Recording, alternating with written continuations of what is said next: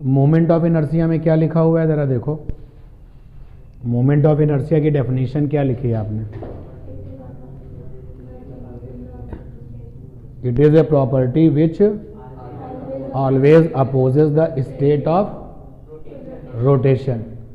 तो जो state of rotation को हमेशा अपोज करे उसको क्या कहते हैं? Moment of inertia. ठीक है, तो शुरुआत करते हैं आज की क्लास की यहीं से। मोमेंट ऑफ इनर्शिया MOI, अगर इसकी फिजिकल सिग्निफिकेंस पूछा जाए तो ये डेफिनेशन होगी जो तुमने लिखी है कि moment of inertia it is property, ये वो प्रॉपर्टी होती है which always opposes state of rotation. State of rotation, state of rotation एक बहुत बड़ा सा मीनिंगफुल टर्म है। स्टेट ऑफ रोटेशन का मतलब है कि अगर स्टेट ऑफ रोटेशन रेस्ट है तो मोमेंट ऑफ इनर्शिया क्या करेगा? रोटेशन होने नहीं देगा। और अगर स्टेट ऑफ रोटेशन क्या है? रोटेशन है, तो मोमेंट ऑफ इनर्शिया रुकने नहीं देगा। ठीक है ना? तो ये तो हो गया मोमेंट ऑफ इनर्शिया का फिजिकल सिग्निफिकेंस। अब इसकी जो मैथमेटिकल डेफिनेशन है वो क्या है? तो product of mass and square of perpendicular distance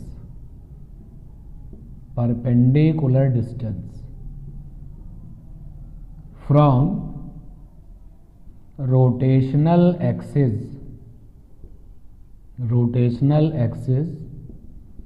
is called moment of inertia। ये है इसकी मैथमेटिकल डेफिनेशन। जैसे मान लेते हैं कि ये कोई मास है, m वैल्यू का है, और ये रोटेशनल एक्सिस है। तो रोटेशनल एक्सिस से मास की परपेंडिकुलर डिस्टेंस कितनी है? मान लेते हैं r है, और ये जो है इसके अबाउट रोटेट कर रहा है। इस मास को बताया गया है कि इस एक्सिस के अबाउट रोटेट करिए। तो मोमेंट ऑफ इनर्शिया I बराबर हो जाएगा मास की वैल्यू और साथ में क्या है? Square of distance. डिस्टेंस को लेकर के अलर्ट रहिएगा। ये जो डिस्टेंस होती है that is perpendicular distance from the rotational axis. तो ये हो गई मोमेंट ऑफ इनर्शिया की वो डेफिनेशन जो मैथमेटिकल कहलाती है। और मैथमेटिकल डेफिनेशन से पता चल गया इसका जो यूनिट है वो क्या होगा? किलोग्राम मीटर स्क्वायर SI में। SI यूनिट इसका ये हो गया kilogram metre square. SI unit of MOI is kilogram metre square. Clear ये बात? अब मोमेंट ऑफ इनर्शिया किसी पार्टिकल का कैसे निकलता है, सिस्टम ऑफ पार्टिकल का कैसे निकलता है, और कॉन्टिन्यूअस बॉडी का कैसे निकलता है, इस पर बात कर लिया जाए। तो moment of inertia for particle, तो पार्टिकल का मोमेंट ऑफ इनर्शिया हो जाएगा मास और परपेंडिकुलर डिस्टेंस का स्क्वायर। तो हमारे पास में एक पार्टिकल है, देख सकते हो ये पार्टिकल ही तो है। तो इसका मास और इसकी रोटेशनल एक्सिस से परपेंडिकुलर डिस्टेंस r जो है, r is a distance of mass, सही तरीके से लिखें, perpendicular distance of mass from rotational axis.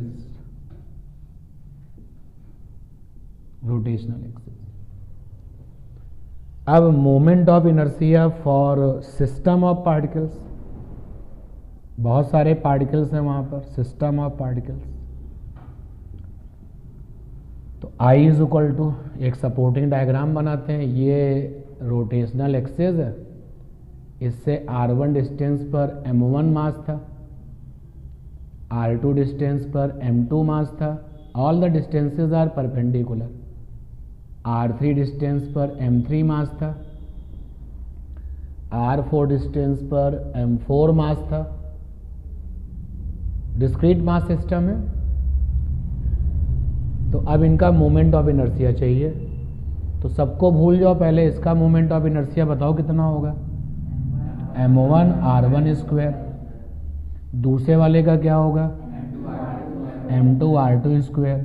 तो सबके मोमेंट ऑफ इनर्शिया अगर निकाल करके ऐड कर लेते हैं तो क्या बन जाएगा, पूरे सिस्टम ऑफ मास का मोमेंट ऑफ इनर्शिया। इसका मतलब इसको लिख सकते हैं I बराबर सिग्मा mr स्क्वायर, लिख सकते हैं ना। Moment of inertia for continuous mass distribution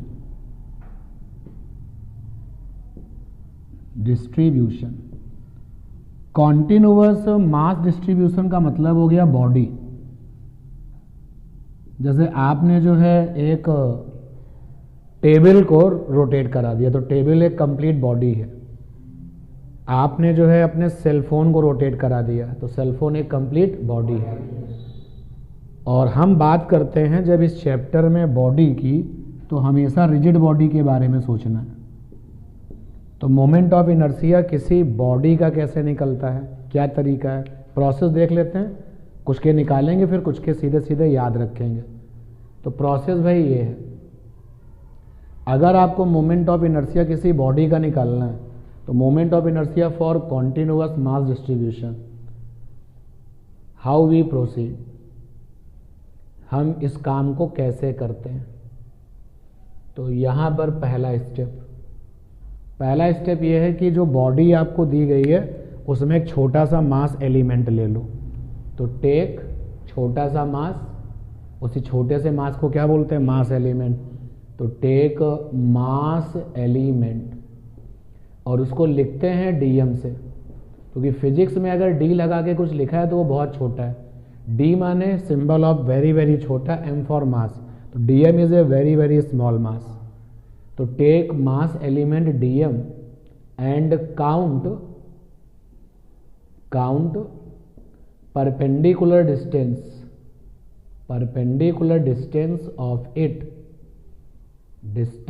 of it from rotational axis। मान लेते हैं कि परपेंडिकुलर डिस्टेंस r है फ्रॉम रोटेशनल एक्सिस। सपोर्ट में एक डायग्राम बना लेते हैं छोटा सा। मान लेते हैं कॉन्टिन्यूअस बॉडी है, तो कॉन्टिन्यूअस बॉडी सपोज करते हैं ये रही है कॉन्टिन्यूअस बॉडी है, ये कॉन्टिन्यूअस बॉडी है, ये रोटेट कर रही है। जिसके अबाउट ये रोटेट कर रही है दैट इज रोटेशनल एक्सिस। अब इसका मुझे मोमेंट ऑफ इनर्शिया चाहिए, तो कह रहा है कि टेक है छोटा सा मास एलिमेंट, जहां मन हो आपको। तो मान लेते हैं ये छोटा सा एक मास एलिमेंट हमने ले लिया डीएम, और इस छोटे से मास एलिमेंट की रोटेशनल एक्सिस से परपेंडिकुलर डिस्टेंस क्या है, आर है। तो इस मास एलिमेंट का मोमेंट ऑफ इनर्शिया क्या होगा, भाई ये मास एलिमेंट इतना छोटा है कि लुक्स लाइक ए पॉइंट, और जो लोग पॉइंट जैसे होते हैं उनका moment of inertia mr square होता है। तो इनका मोमेंट ऑफ इनर्शिया क्या होगा, तो देखो लिखते हैं। तो मोमेंट ऑफ इनर्शिया होता है मास कितना है डीएम, और ये क्या हो गया आर स्क्वायर। तो ये जो मोमेंट ऑफ इनर्शिया है ये भी छोटा ही होगा, क्योंकि मास अगर छोटा है तो मोमेंट ऑफ इनर्शिया भी क्या होगा, छोटा। तो छोटे मोमेंट ऑफ इनर्शिया को क्या लिखेंगे, डी आई। तो सेकेंड नंबर पॉइंट आ गया। काउंट एमओआई का फुल फॉर्म है moment of inertia for element. इस एलिमेंट के लिए मोमेंट ऑफ इनर्शिया लिख दीजिए। ओके, अब छोटी सी मोमेंट ऑफ इनर्शिया लिखी गई है, पूरी बॉडी की कितनी है, आदत इंटीग्रेट कर लेते हैं। तो पूरी बॉडी का मोमेंट ऑफ इनर्शिया क्या होगा, MOI ऑफ बॉडी, मान लेते हैं वो I है, तो इंटीग्रेशन ऑफ DI। क्लियर है ना ये बात।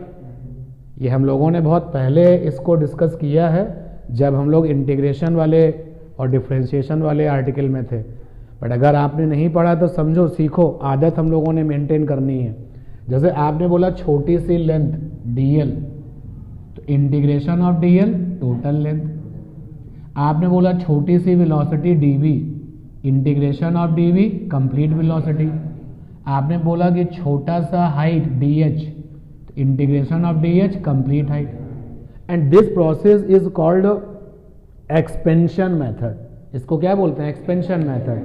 कि हम बात करते हैं छोटे की, काउंट करते हैं छोटे को, और जब बात आती है टोटल की तो क्या कर लेते हैं? इंटीग्रेट कर लेते हैं। वही काम यहाँ पर किया गया है कि ये डी क्या है? छोटे से मास के एलिमेंट का मोमेंट ऑफ इनर्शिया। तो पूरी बॉडी का क्या होगा? तो क्या कर दे? इंटीग्रेट कर लिया। तो यहां से आ गया I is equal to integration r² dm। याद रखना, आगे से जब कोई कॉन्टिन्यूअस बॉडी आएगी तो हम क्वेश्चन को यहां से उठाएंगे। जैसे आपने बोला कि सर हमने आपको ये स्केल दे दी, ये स्केल दे दी, बताइए इसका मोमेंट ऑफ इनर्शिया क्या है? तो हम सीधे ये लिखेंगे कि I बराबर इंटीग्रेशन r² dm। r इसका मतलब क्या है, dm का मतलब क्या है, ये तुम समझ चुके हो, ये तुम जानते हो। और बाद में इंटीग्रेशन करने का चैलेंज तो हमें लेना ही पड़ेगा, कम से कम वो वाले इंटीग्रेशन जिनके बारे में हमें अच्छे से पता है कि x की पावर n का इंटीग्रेशन क्या होता है? x की पावर n प्लस 1/n+1। और जो टिपिकल इंटीग्रेशन आएंगे तो मैथमेटिशियन उसको करेंगे, बायो वाले लोग उस सीधे इंटीग्रेशन को क्या रखते हैं? लर्नर रखते हैं कि इंटीग्रेशन करने पे इतना आएगा। नोट कर लीजिए। MOI of uniform rod. तो रॉड की पहचान लेंथ ऑब्जेक्ट के फॉर्म में होती है। ये एक रॉड है जिसकी लेंथ कितनी है? L है, जिसका मास कितना है? M है। इसका मोमेंट ऑफ इनर्शिया चाहिए when rotational axis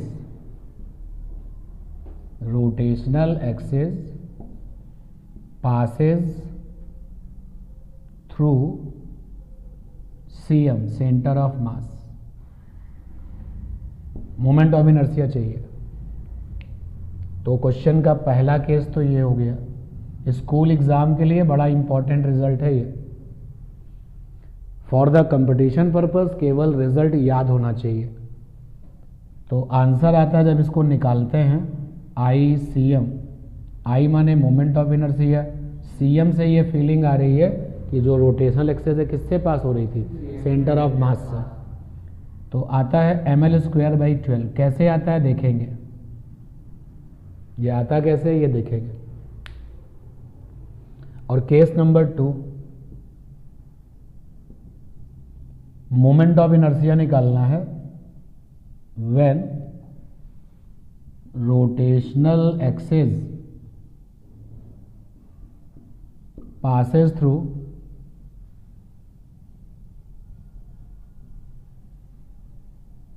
one end point of rod। तो जब रोटेशनल एक्सिस रॉड के किसी एंड पॉइंट से पास होती है तो मोमेंट ऑफ इनर्शिया क्या आता है? आंसर है I इज इक्वल टू आता है ml²/3। फिर एक क्वेश्चन लेंगे जिसमें रॉड जो है, जो रोटेशनल एक्सिस है, ना तो CM से पास हो रही है और ना ही एक एंड पॉइंट से पास हो रही है। तो वो कहाँ से पास हो रही है? जहाँ से उसका मन है। उस वाले केस में मोमेंट ऑफ इनर्शिया निकाल के दिखाएंगे। तो सबसे पहला क्वेश्चन है कि how we calculate the moment of inertia for the continuous body for the continuous mass. इस पॉइंट को बार बार आप जो है अपने लिए प्रिपेयर करके रखिए, क्योंकि ये बहुत इंपॉर्टेंट बातें हैं जो कि आपको आगे जा कर के देखनी पड़ेगी। तो calculation case number 1। Case number 1 में हमने रॉड बना ली, लेंथ कितनी है इसकी? L है, तो लेंथ L हो गई। मास कितना है इसका? M है। बताओ इसका CM कहाँ मिलेगा? सेंटर पर मिलेगा। तो ये रहा CM। रोटेशनल एक्सिस CM से पास हो रहा है। तो rotational axis is a line, sometimes real sometimes virtual, about which a rotational motion take place. अब सपोज कर लेते हैं ये रॉड ऐसे रोटेट कर रही है, ये CM हो गया। क्योंकि सेंटर ऑफ मास बिल्कुल मिडिल पर होता है, तो यहां से यहां तक का हिस्सा कितना है L/2, और यहां से यहां तक का पार्ट कितना है L/2। तो पहला वाला point, take a mass element and count perpendicular distance of it from rotational axis. तो एक छोटा सा मास एलिमेंट लेना है, तो ये लीजिए हमने मास एलिमेंट ले लिया, ये मास एलिमेंट ले लिया। इस मास एलिमेंट की जो वैल्यू है वो dm है। अब देखो अभिषेक बाबू, सेटिंग कुछ इस तरीके से हो गई है कि हमने अपनी रॉड को कहाँ रख दिया है, एक्स एक्सिस पे रख दिया है। तो ये छोटे से मास एलिमेंट की लेंथ क्या होगी, x के फॉर्म में होगी, तो मान लेते हैं उसकी लेंथ dx है। अदरवाइज मैं क्या कहता, dl है, जनरल में मैं क्या बोलता, dl है, बट ये चूंकि x एक्सिस के अलॉन्ग रखा हुआ है तो dx के फॉर्म में कर लिया। और इस छोटे से मास एलिमेंट की रोटेशनल एक्सिस से डिस्टेंस कितनी है, x है। जनरल में मैं क्या लिख रहा था, r, लेकिन अगर something is along the x axis तो ऐसे ही फिर हम लोग काउंट कर लेते हैं, जाके ट्यूनिंग जिसके साथ आपकी बनी हुई है। तो छोटा सा मास एलिमेंट है जिसकी की मास वैल्यू dm है, छोटा सा मास एलिमेंट है जिसकी की लेंथ dx है, और एक चीज हम जानते हैं मास पर यूनिट लेंथ, लैम्डा, याद आया, लैम्डा बराबर था टोटल मास अपॉन में क्या, टोटल लेंथ। और लैम्डा को रटने वाले अंदाज में क्या कहते हैं, मास पर यूनिट लेंथ, यानी यूनिट लेंथ का मास क्या होता है, लैम्डा। तो dx लेंथ का मास कितना होगा, लैम्डा dx, और dx लेंथ का मास तुमने क्या माना हुआ है, dm। तो यार dm बराबर क्या हो गया, लैम्डा dx। डन। तो यहां से dm बराबर हो गया लैम्डा, तो m/l साथ में dx। ये वाला काम कर लिया भाई। कीप इन माइंड कि if you have a continuous body then you have a 3 types of a continuous body, लंबाई वाली, लैम्डा, एरिया वाली, सिग्मा, वॉल्यूम वाली, रो। तो अब हम जरा इसको लिख लें, सीधे इस पॉइंट पर आ गए। तो हमने कहा पूरी रॉड का जो मोमेंट ऑफ इनर्शिया होगा that will be integration distance का स्क्वायर। जब हम कोई चीज समझते हैं ना तो रटने का कोई स्कोप थोड़ी ना होता है भाई। हमने लिखा r² dm, what is meaning of r, छोटे से एलिमेंट की परपेंडिकुलर डिस्टेंस साथ में dm। तो यहाँ पे लिखा डिस्टेंस स्क्वायर dm, तो ये आ गया i, डिस्टेंस कितनी है भैया, x² dm, और गए i = x², dm की वैल्यू है m/l साथ में dx। अब देखिए अभिषेक बाबू, जो लोग कांस्टेंट है उनको इंटीग्रेशन में रहने का कोई राइट, तो m/l तो कांस्टेंट है, अंदर हो गया x² dx। अब x की लिमिट लो जिससे पूरी रॉड कवर हो जाए। तो देखो यहां से इधर चलें तो रॉड का आधा हिस्सा है, तो x की वैल्यू कहां तक जाएगी, L/2, तो x की वैल्यू जाएगी प्लस में L/2। तो अगर हम x का एक्सपेंशन इधर करते हैं तो रॉड का आधा हिस्सा कवर हो जाएगा, और इधर हमें कितना जाना पड़ेगा, -L/2, यानी x का एक्सपेंशन, x का जो प्रसार है वो नेगेटिव L/2 से कहां तक जाएगा, प्लस L/2। तो अगर हम ये काम करेंगे तो पूरी रॉड कवर हो जाएगी। तो यहां पर लिमिट्स लगा दी, माइनस का L/2 से प्लस का L/2। अब इंटीग्रेशन कर लिया जाए भाई, तो x² dx का इंटीग्रेशन क्या आएगा, x² dx का इंटीग्रेशन आएगा x³ 3, लिमिट्स लगाते हैं -L/2 से प्लस L/2। क्या करते हैं, जहां पर वेरिएबल है, वेरिएबल यहां पर x है, वहां पहले अपर लिमिट लिख देते हैं। तो अपर लिमिट कितनी है, L/2, L/2 पर 3 पावर, फिर माइनस लगाते हैं। उसी वेरिएबल में लोअर लिमिट लिख देते हैं, कितना है, -L/2, और ये 3 पावर, तो ये कितना आ गया, 1/3। अंदर आएगा L3/8 और उधर से भी आएगा प्लस का L3/8, सब मिला के क्या बन जाएगा 2L3/8। तो ये आ जाएगा L3/2 4 जा 12। तो देखिए ये आया I = m/L। इसका पूरा कैलकुलेशन करने के बाद कितना आया है L3/12। तो लीजिए ICM आ गया mL²/12। आ गया आंसर। ठीक, अब रॉड का जो रोटेशनल एक्सेस जो है वो रॉड के एक कॉर्नर से एक एंड पॉइंट से निकलता है, जरा तब निकालते हैं मोमेंट ऑफ इनर्शिया। तो कैलकुलेट करते हैं सेकेंड वाला केस नंबर सेकेंड। ये रॉड है और अब की बार rotational axis passes through the one end point. तो फॉलो कर लिया जाए भाई।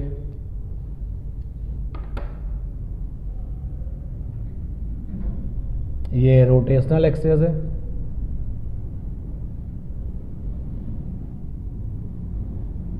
रोटेशनल एक्सेस जो है ना उसी को कोऑर्डिनेट सिस्टम का एक हिस्सा बना दिया करो। जैसे इसको हम क्या बना दें वाई एक्सेस, तो आगे जो कैलकुलेशन है वो उसी के अकॉर्डिंग चलेंगे। ये एक्स एक्सेस है। अगेन पॉइंट है, छोटा सा एलिमेंट लो, ये ले लिया। इस छोटे से एलिमेंट का मास कितना है dm, लेंथ कितनी है dx। तो dm बराबर क्या था लैम्डा dx। तो dm बराबर आ गया m/L dx। ये तो पॉइंट उतना ही है। ये छोटा सा एलिमेंट रोटेशनल एक्सेस से इसके अबाउट रॉड जो है रोटेट कर रही है। तो रोटेशनल एक्सेस से कितने डिस्टेंस पर है x डिस्टेंस पर है। तो अब मोमेंट ऑफ इनर्शिया लिखा अंडर इंटीग्रेशन x² dm। तो I = आ गया x² m/L dx। तो I = आ गया m/L। ठीक, और m/L इंटीग्रेशन हो गया x² dx। Now check the limit. अब हमारी रॉड शुरू कहाँ से होती है यहाँ से। यहाँ से मतलब x बराबर 0, ख़त्म कहाँ होती है यहाँ पर यानी L। तो यानी x की लिमिट क्या है 0 से L। तो ये आया I = m/L और इसका इंटीग्रेशन एक बार फिर से x3/3 और लिमिट से 0 से L। तो ये आ गया I = m/3L। ये 3 इधर बाहर निकाल लिया। वेरिएबल की जगह पर है अपर लिमिट, फिर माइनस में लोअर लिमिट। तो ये आ गया mL3/3L। सॉल्व करने पर आया I = mL²/3। एक तैयार है, दूसरा अपने आप तैयार होगा, नोट करिए। And very important for your examination. अब देखिए रॉड की रोटेशनल एक्सेस यहां से पास हो रही है। आपको दिख भी रहा होगा कि ये जो रोटेशनल एक्सेस है अब की बार CM से पास हो रही है। नहीं, CM तो मिडिल पॉइंट होता है। क्या ये एंड पॉइंट से पास हो रही है? नहीं। और रॉड को हम रोटेट करा रहे हैं। तो मोमेंट ऑफ इनर्शिया कितना होगा इसके अबाउट। सपोज कर लेते हैं ये जो रोटेशनल एक्सेस है, रॉड की तो लेंथ L है, लेकिन ये रोटेशनल एक्सेस इस किनारे से L1 डिस्टेंस पर है। L1 लिख दें, L' लिख दें। L' डिस्टेंस पर रोटेशनल एक्सेस है फ्रॉम द वन एंड। तो यहां से कितनी डिस्टेंस हो जाएगी L - L', ठीक है ना। फिर वो फॉर्मेलिटी करोगे, मोमेंट ऑफ इनर्शिया लिखोगे, डिस्टेंस का स्क्वायर x² dm। I बराबर होगा x² dm की वैल्यू आएगी m/L dx। थोड़ा सा dx को दिखा देते हैं। ये हमने dx लिया हुआ है, ये dm लिया हुआ है, उसी के साथ ये dx है और ये अपना x डिस्टेंस पर है।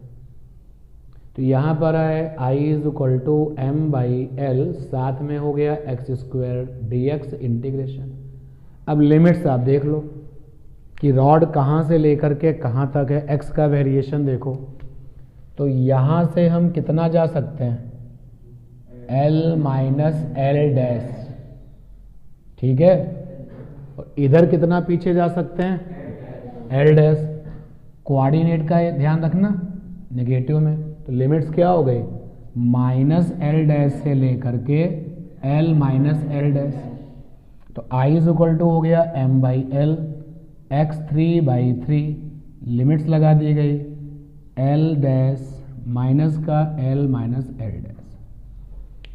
क्या निकल के आएगा, I is equal to m by l, 3 को बाहर कर लिया जाए, वेरिएबल की जगह पर पहले अपर लिमिट, तो L minus l dash 3 power, फिर अपना वाला माइनस लगाते हैं और उसी एक्स पर ये वाली लिमिट्स माइनस का एल डैश 3 पावर। तो ये कितना आ जाएगा, आई इज इक्वल टू 3/एल डैश है ये, तो 3m/3l, L minus l dash का क्यूब, और यहाँ से नेगेटिव यहाँ प्लस बना देगा, एल डैश क्यूब। ये आंसर आ गया। ठीक है, अब देखो चेक करते हैं, अगर यहीं से चेक करते हैं, अगर rotational axis passes through CM, अगर ये कह दिया जाए कि रोटेशनल एक्सेस सीएम से पास हो रही है, तो भाई तुरंत इसका मतलब हो जाएगा एल डैश बराबर l/2। बोलो भाई, तो अपनी रोटेशनल एक्सेस सीएम पर पहुंचेगी तो एल डैश की वैल्यू l/2 हो जाएगी।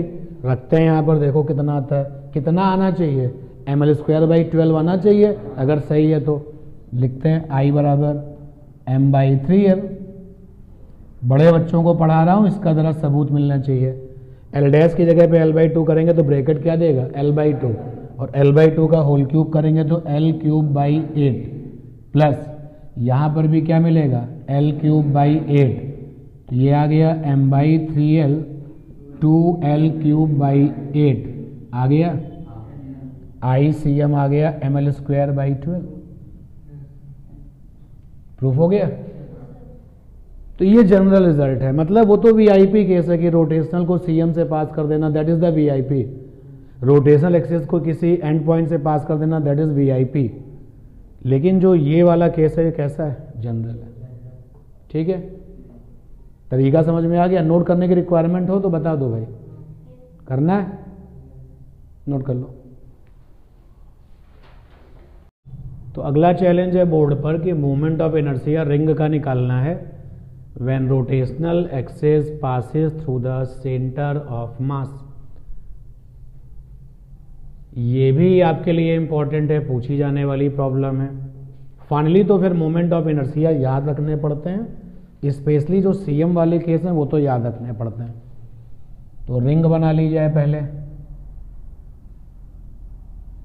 ये रिंग हो गई।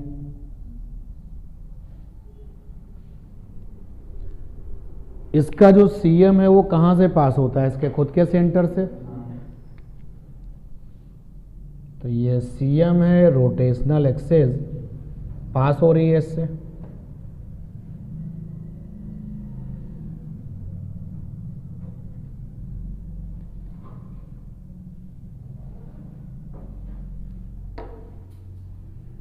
मान लेते हैं कि रिंग इसके अबाउट ऐसे रोटेट कर रही है, क्लॉक एंटी क्लॉक आपकी मर्जी है। अब मुझे इसका मोमेंट ऑफ इनर्शिया चाहिए। कैसी बॉडी, कॉन्टिन्यूअस बॉडी है, तो काम किया जाए, पहले छोटा सा एलिमेंट ले लें। तो सपोज कर लेते हैं कि छोटा सा एलिमेंट ये रहा, ये रहा छोटा सा एलिमेंट। अब देखिए जो छोटा सा ये एलिमेंट है, इसके जो फीचर्स हैं वो क्या क्या हैं। इसकी जो लेंथ है वो dl है। अब की बार जो छोटा सा एलिमेंट है क्या y एक्सिस पर है, नहीं, x एक्सिस पर है, नहीं, तो हमने dx और dy नहीं लिया, अपना सिंपल फॉर्म dl ले लिया। इस छोटे से एलिमेंट का जो मास है वो dm है। इस पूरी रिंग का मास जो है वो कैपिटल M है, चलिए केवल M लिख दिया, रिंग मास है M। और रिंग का जो रेडियस है, रिंग रेडियस है कैपिटल R। तो भैया पूरी रिंग की लेंथ कितनी हो जाएगी, रिंग लेंथ हो जाएगी 2πr।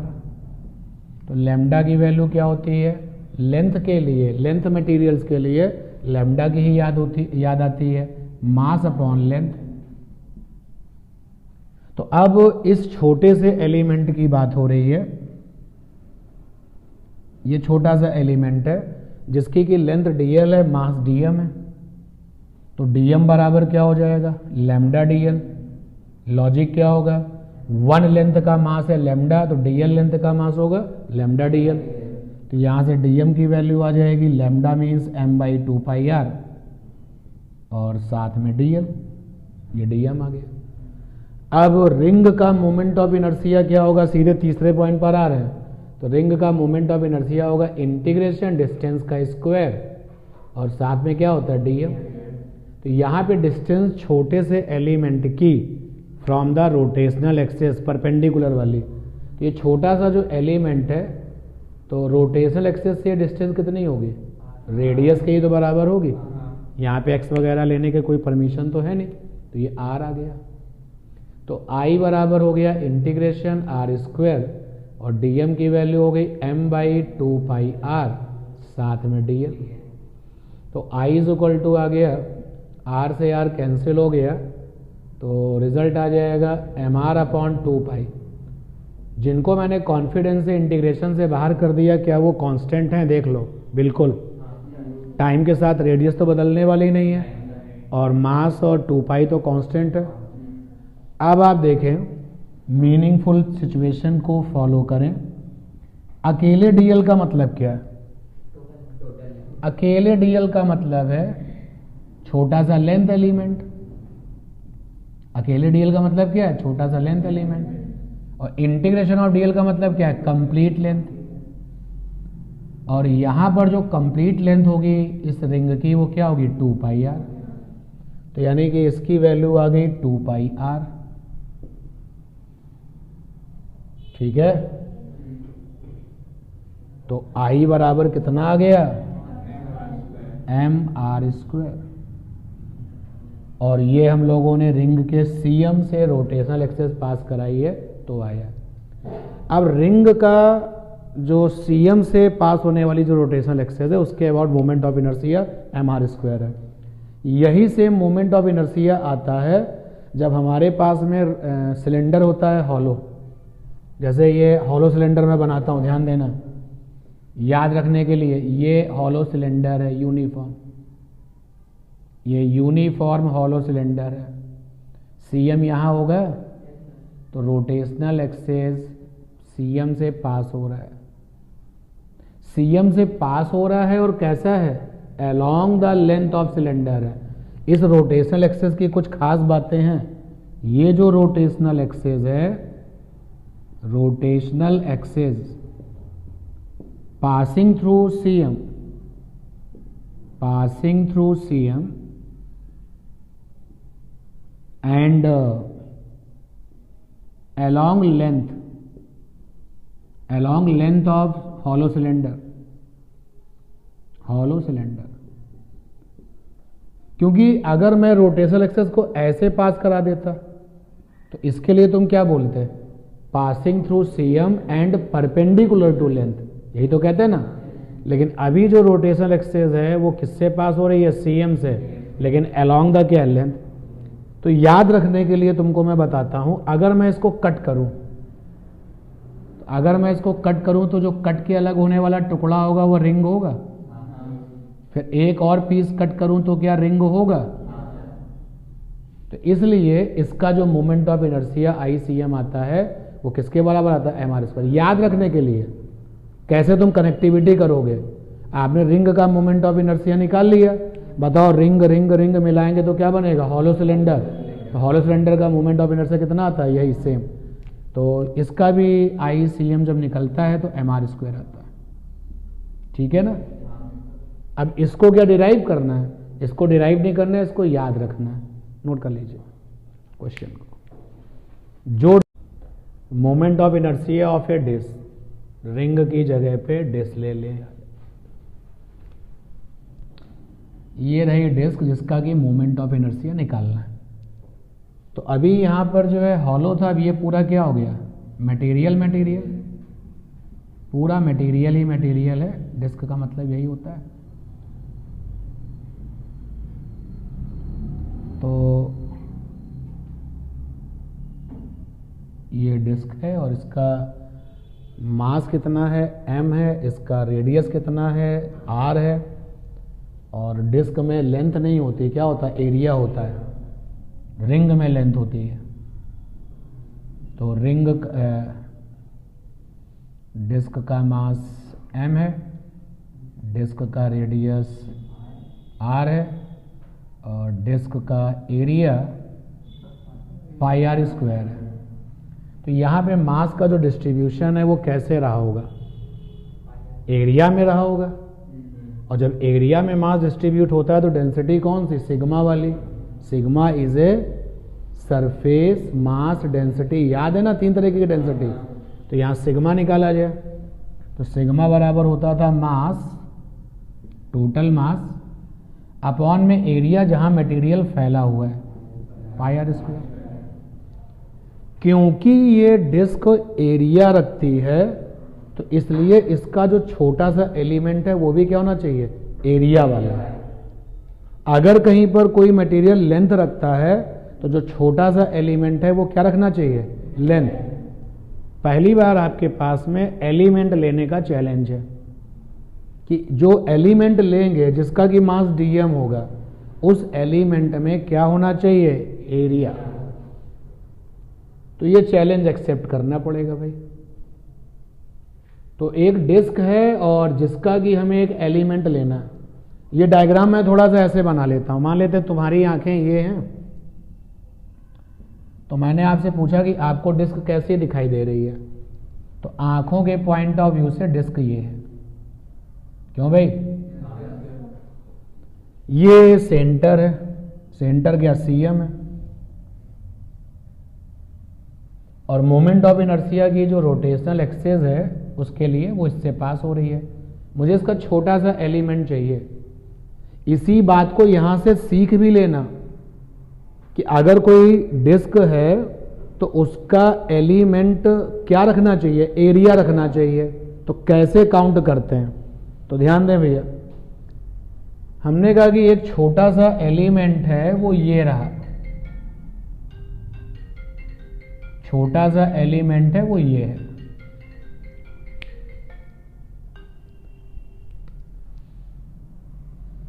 ये रहा छोटा सा एलिमेंट, यानी जितना भी डॉटेड हिस्सा है ना वो निकाल के मैं अलग करे ले रहा हूं। तो आपने कहा कि सर ये छोटा सा जो एलिमेंट है इसके कुछ फीचर्स बता दीजिए। तो हमने कहा भाई डिस्क से काटा है तो एलिमेंट के पास क्या होगी, रेडियस तो होगी। तो हमने कहा इसके पास जो रेडियस है x है और इसकी जो विड्थ है, जो चौड़ाई है, दैट इज dx। क्लियर। अब अगर मैं ये छोटा सा एलिमेंट बाहर कर लूं, अलग से मैं इसको बाहर कर लेता हूं, ये छोटा सा एलिमेंट बाहर किया,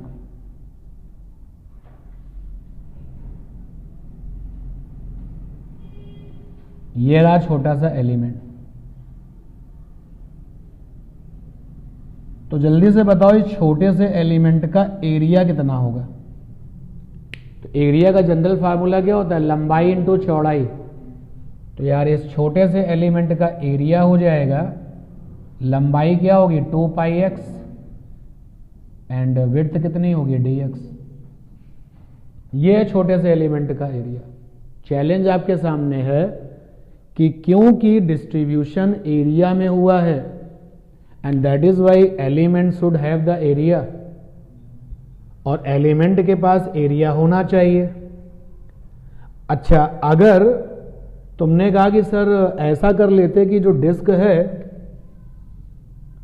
इसमें छोटा सा एलिमेंट ये काट लेते तो यूनिफॉर्मिटी खत्म हो जाती।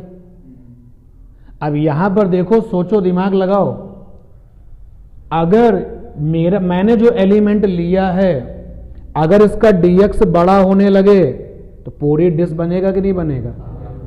तो ये भी देखना पड़ता है कि जो तुमने एलिमेंट लिया है उसका एक्सपेंशन करने से पूरी बॉडी आनी चाहिए।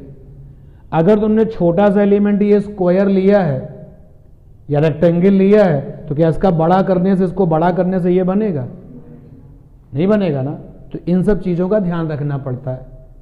और यहाँ पे सीख लो कि जब जब डिस्क आएगी, छोटा सा जो एलिमेंट है उसका वो ऐसा ही रहता है, वो एक ऐसी रिंग जैसा होता है जिसके पास रेडियस होती है और साथ में क्या होती है, विड्थ होती है।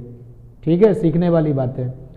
अगर आप बोलो कि सर छोटा सा एलिमेंट लेना था तो ऐसे ले लेते हैं ना आप, इसमें भी तो एरिया है तो काउंट कर लीजिए, कोई बात नहीं। लेकिन क्या इसका एक्सपेंशन होने से डिस्क बनेगा? गलत बात है। आप वही करिए कि एक्सपेंशन होने से बॉडी वही बने। तो जो मैंने काउंट किया है तो आप उसका अगर dx का एक्सपेंशन करते जाएं करते जाएं करते जाएं, यानी कि अगर इसका एक्सपेंशन इधर हो और फिर इधर से इधर हो, चारों तरफ ये डिस्क कवर हो जाएगी। तो ये वे है डिस्क के छोटे से एलिमेंट को लेने का। अच्छा भाई, इसका जो मास है, इसका जो मास है वो dm है। तो देखो भाई, dm बराबर होगा सिग्मा 2 पाई x dx। भाई जी, एरिया का जो जनरल फार्मूला है ना, वो लंबाई इंटू चौड़ाई होता है, बेसिक। जो हम लोग ये पढ़ते हैं ना कि सर्कल का area pi r square, square का एरिया ए स्क्वायर, ट्राइंगल का area square, equilateral a square root 3/4। Integration की लैंग्वेज में, इंटीग्रेशन की लैंग्वेज में आपको एरिया का केवल एक ही फार्मूला मिलता है, लंबाई इंटू चौड़ाई। इसी से सारे ये डेवलप होते हैं, सब इसी से बनते हैं। तो जो मेरे पास में ये एलिमेंट है, इसकी लंबाई कितनी है? 2 pi x, that is the लंबाई। एंड चौड़ाई कितनी है? dx, लंबाई इंटू चौड़ाई। अगर तुमने इसका एरिया लिखा पाई x स्क्वायर, गलत हो गया, क्योंकि आपके पास में यहां पे तो मटेरियल नहीं है ना, मटेरियल तो केवल किनारे किनारे है ना। तो उस स्ट्रिप का, ये एक तरीके से स्ट्रिप है, STRIP।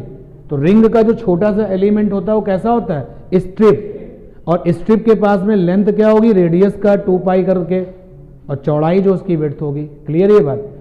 अब dm बराबर ये समझ में आया? देखो कैसे, सिग्मा है मास 1 एरिया का, तो 1 एरिया का मास सिग्मा है, तो इतने एरिया का मास मल्टीप्लाई कर दिया। और आगे देखिए, dm is equal to sigma की वैल्यू है m by pi r square 2 pi x dx। Pi से पाई कैंसिल हो गया, तो ये आ गया 2m बाई आर स्क्वायर, साथ में x dx। ठीक, अब जरा मोमेंट ऑफ इनर्शिया लिख देते हैं। तो मोमेंट ऑफ इनर्शिया हो जाएगा I बराबर इंटीग्रेशन डिस्टेंस का स्क्वायर, साथ में क्या होता था? dm। तो जो छोटा सा एलिमेंट है, याद रखो इधर कि रोटेशनल एक्सेस ये है ना, तो x क्या हो गई? Perpendicular distance. तो यहाँ पे आ गया x स्क्वायर, लगा ही हुआ ऑलरेडी। तो यहाँ पर आ गया x स्क्वायर, और dm कितना आ गया? 2m by r square x dx। अब I बराबर, तो ये आ गया 2m बाई आर स्क्वायर और x की पावर 3 dx। तो I बराबर 2m by r square x की पावर 4/4। ठीक है, इतनी बात क्लियर है? नोट करो जरा यहाँ तक। अभी लिमिट्स की भी बात करते हैं। x की लिमिट क्या होगी?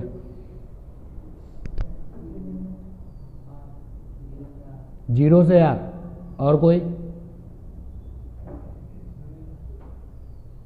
माइनस r से r तो नहीं होगी? सोच, x की लिमिट क्या होगी? जीरो से r। डिस्कशन का मुद्दा इसलिए मैं बहस कर रहा हूं। देखो यहां पर ये x क्या चीज है? रेडियस। तो डिस्क की रेडियस कितनी है? r। अगर ये x तुम्हारा डायमीटर बनता, अगर x तुम्हारा डायमीटर बनता तो फिर आपकी बात सही है। वहां पर जो x था वो क्या था? लेंथ। तो तुमने x की लिमिट में लेंथ को फोकस किया था। यहां पे x क्या चीज है? रेडियस। और रोटेशनल एक्सेस ये है, तो रेडियस का एक्सपेंशन डिस्क के लिए कहां से कहां तक होगा? 0 से r। क्लियर है ना ये बात? तो यहां पर लगा दिया लिमिट 0 से r। तो ये आ गया I बराबर 2m/4 r स्क्वायर, r की पावर 4 माइनस 0 की पावर 4। लिमिट्स लेने के भी अपने तरीके होते हैं, ये नहीं कि हाँ गलती हम करते हैं। अभी आपने भी गलती की, 0 से r तुमने बोला, मैंने तुम्हें कंफ्यूज किया कि -r से r, तुमने कहा हाँ। देखना पड़ेगा कि वो जो वेरिएबल है रिप्रेजेंट किसको कर रहा है। अगर वो वेरिएबल लेंथ को रिप्रेजेंट कर रहा है तो x में लेंथ की बातें करो, अगर वो वेरिएबल रेडियस को रिप्रेजेंट कर रहा है तो x के लिए रेडियस, तो यहां पे रेडियस की लिमिट क्या है, 0 से r। क्लियर है ना ये। तो अब यहां पर देखिए क्या निकल के आया, I बराबर ½ m/r²। CM से निकाला है तुमने इसको, और डिस्क के ऊपर डिस्क रख दो तो क्या बन जाता है, सॉलिड सिलेंडर। उसका भी MOI कितना होता है ये। तो यहाँ पे एक छोटा सा कमेंट्स कर देते हैं कि फॉर सॉलिड सिलेंडर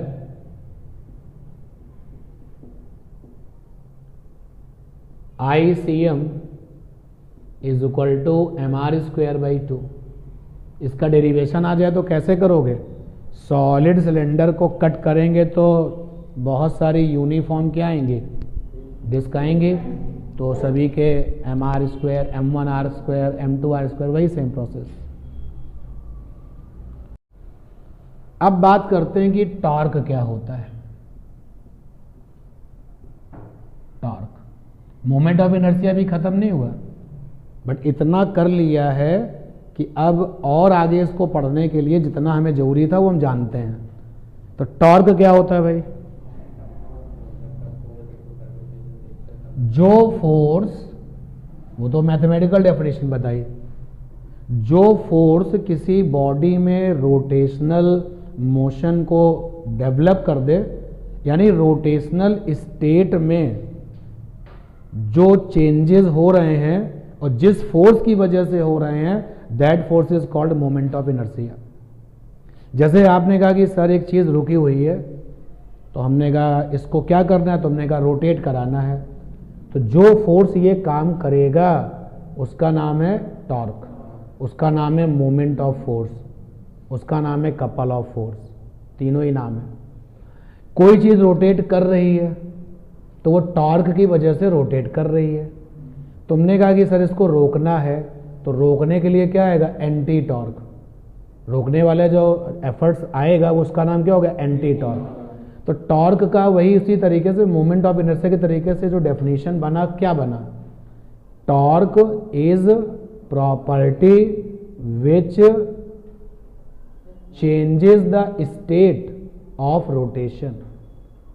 टॉर्क क्या है, टॉर्क एक ऐसा प्रॉपर्टी है, और ये प्रॉपर्टी फोर्स से डेवलप होता है। जैसे कि अब इसे इसमें फोर्स को लाना चाहते हैं, तो torque is a force which changes the state of rotation. रुका हुआ है तो उसको चलाने में मदद करेगा, और कोई चीज़ अगर चल रहा है तो उसको रोकने में हेल्प करेगा। अब रुके हुए को चलाना है तो एक्सेलरेटिंग टॉर्क है, और चलते हुए को रोकना है तो रिटार्डेशन वाला टॉर्क है। तो पहले टॉर्क की जो अपनी ओरिजिनल डेफिनेशन थी वो ले लीजिए। टॉर्क क्या होता है, टॉर्क को हम लोग सिंबल टाउ से रिप्रेजेंट करते हैं, टाउ पढ़ते हैं इसको। टॉर्क को हम मोमेंट ऑफ फोर्स भी कहते हैं, मोमेंट ऑफ फोर्स के नाम से भी जानते हैं, और इसको कपल ऑफ फोर्स भी कहा जाता है। तीनों नामों से जानते हैं।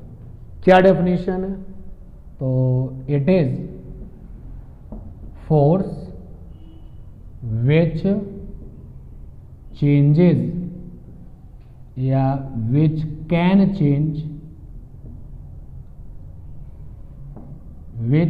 Change state of rotation.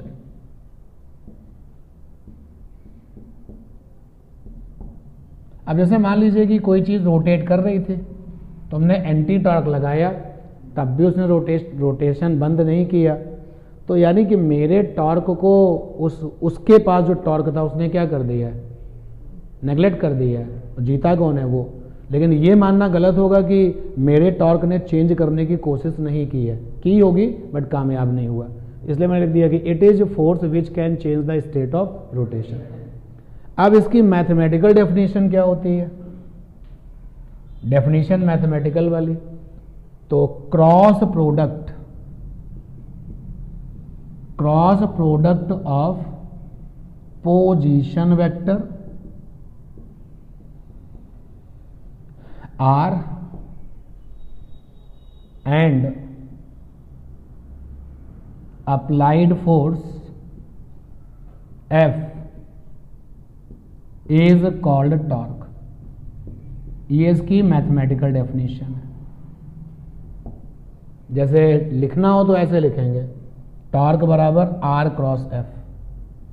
अब कई सवाल आपके दिमाग में आ रहे होंगे कि अप्लाइड फोर्स तो समझ में आया कि जो फोर्स लगाया गया, ये पोजीशन वेक्टर काहे का है? तो अप्लाइड फोर्स जिस पॉइंट पर लगाया गया उस पॉइंट की रोटेशनल एक्सिस से position vector, not the perpendicular distance, position vector. Diagram से समझने की कोशिश करो।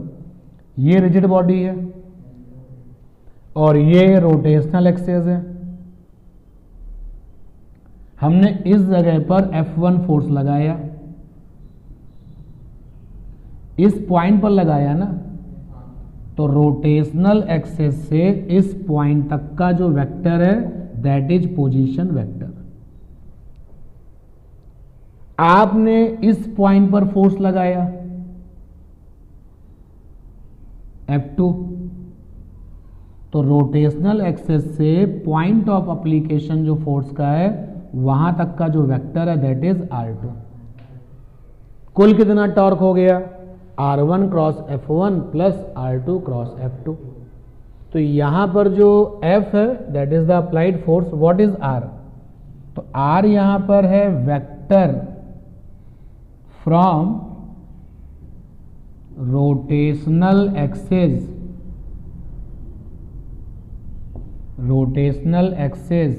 To point where force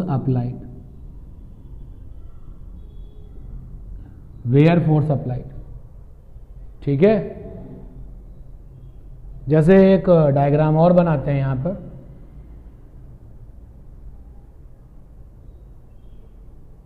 rotational axis है, आपने फोर्स ये लगाया F, किस पॉइंट पर लगाया? ये है पॉइंट ऑफ एप्लीकेशन, तो ये हो गया R।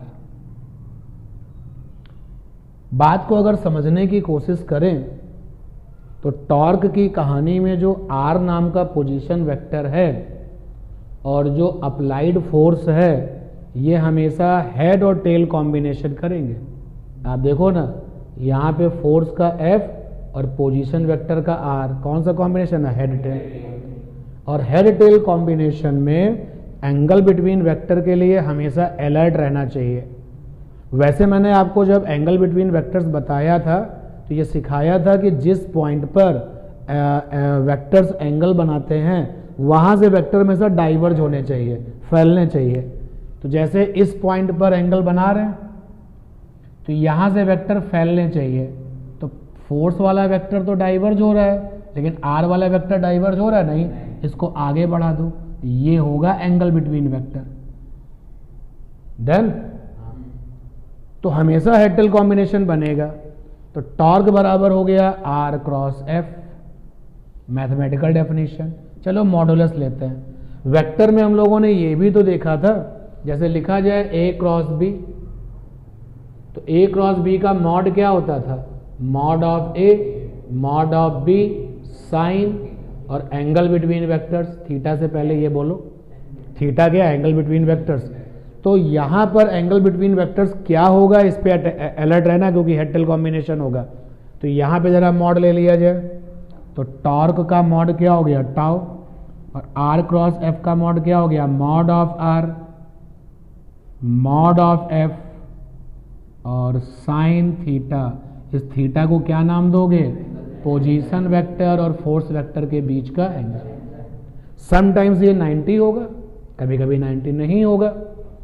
तो यहां से आ गया टॉर्क बराबर R F साइन थीटा। अब देखिए इस R के ऊपर से तीर उड़ चुका है, तो अगर आर के ऊपर से एरो हटा दो तो क्या बन जाता है, मॉड। तो केवल ये आर क्या यानी मॉड ऑफ आर क्या चीज है जिसको कि हम आर लिख रहे हैं। तो भैया ये है distance of application point from rotational axis. ठीक है, क्लियर ये बात। स्क्रू ड्राइवर की बात करते हैं। स्क्रू ड्राइवर मेरे हाथ में है,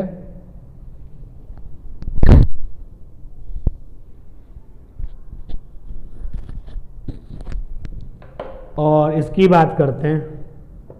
तो ध्यान देना, ये फोर्स लगाया मैंने और ये क्या हो गई डिस्टेंस, तो टॉर्क मिल गया, चीजें घूम गई। अगर मैं इसको कट कर दूं, स्क्रू ड्राइवर का इतना हिस्सा कट कर दूं, अब मुझे ज्यादा फोर्स लगाना पड़ेगा क्योंकि आर कम हो गया, आर कम हो गया तो टॉर्क कम हो गया, टॉर्क कम हो गया तो घुमाने की टेंडेंसी कम हो गई। तो स्क्रू ड्राइवर का जो हैंडल है, स्क्रू ड्राइवर की जो लेंथ है, ये भी जो है इसी आइडिया से बनाई जाती है। अब जरा उस स्क्रू ड्राइवर की बात करते हैं जो गाड़ी का जो पहिया है उसको खोलने के लिए, तो वो अलग तरीके का स्क्रू ड्राइवर होता है, उसको क्या नाम देते हैं, लीवर। वो लीवर हो गया। तो उसकी जो रॉड है वो ज़्यादा लंबी होती है। जो लीवर कार के पहिए को खोलने वाला होगा और जो ट्रक के पहिए को खोलने वाला होगा, ट्रक के पहिए बड़े हैं, ज़्यादा रोटेशन चाहिए, ज़्यादा रोटेशन की रिक्वायरमेंट है, तो आर क्या कर देता है, बढ़ा देता है एज कंपेयर टू कार। ठीक है, तो ये था आपका टॉर्क जिसकी डेफिनेशन आपने देखी। यूनिट्स की अगर बात करें तो एसआई यूनिट इसका क्या हो जाएगा, देखो भाई, आर माने मीटर, एफ माने न्यूटन, साइन थीटा तो कुछ होता नहीं है, तो क्या हो गया न्यूटन मीटर, और न्यूटन मीटर इसकी हो गई एसआई यूनिट। ठीक, नोट कर लीजिए।